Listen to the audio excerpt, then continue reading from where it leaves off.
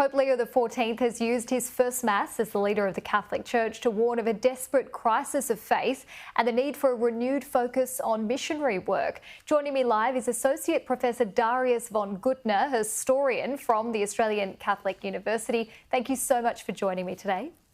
Great to be with you. And Darius, what did you make of the Pope's comments in his first Mass as Pontiff? I think it was very symbolic, but it was also reflective of the choice of name Leo. He highlighted, as you said, society's increasing inclination towards technology and money, success, power, or pleasure. But he emphasized that the church needs to serve as a beacon in the challenging world, that it needs to be advocating for faith, judged by holiness of its members, rather than by the church's grandeur. And he called for church to be synodal, focused on peace, on charity, and support for those suffering. So he also, I guess we can say, expressed his commitment to being a faithful servant, again, advocating for missionary outreach and striving to bring light to the world amid all the societal preferences for materialism. We've got a bit of a sense of his nature in that address at St. Peter's and also that first Mass. But can you give us a sense of who Pope Leo XIV is and the direction that he may take the Catholic Church?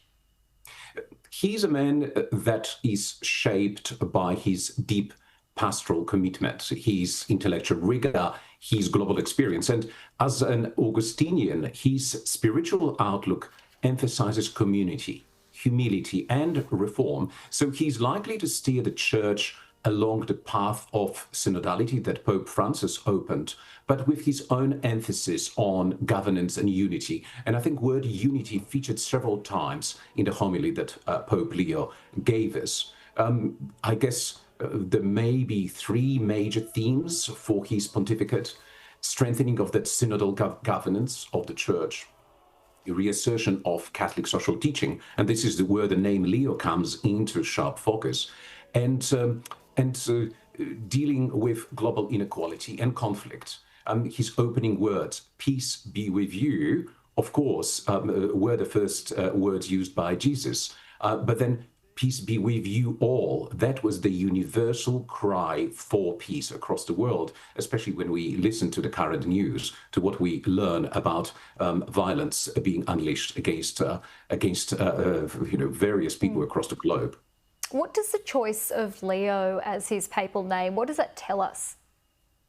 That name, I think it's significant on two levels. And for me as a historian, I looked at Pope Leo the Great, the one that defended Rome, the one that reached out to Attila the Hun and essentially prevented the destruction of Rome city, but also the one who defined orthodoxy of what the church is actually teaching.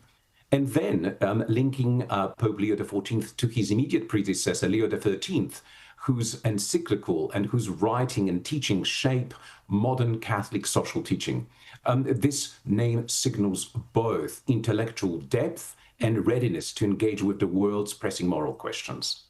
This conclave, played out pretty quickly compared to what we've seen in the past. Why do you think that was? Why was, Pope Leo XIV, why was he a clear choice here?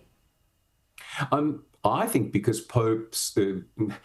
cardinals reached a very quick understanding as to who they needed right now. And this is the phrase that I repeated before. They elected one of their number, the Pope for the times we live now. This is the man who was not aligned with any specific faction within the church or within ideological embraces of many.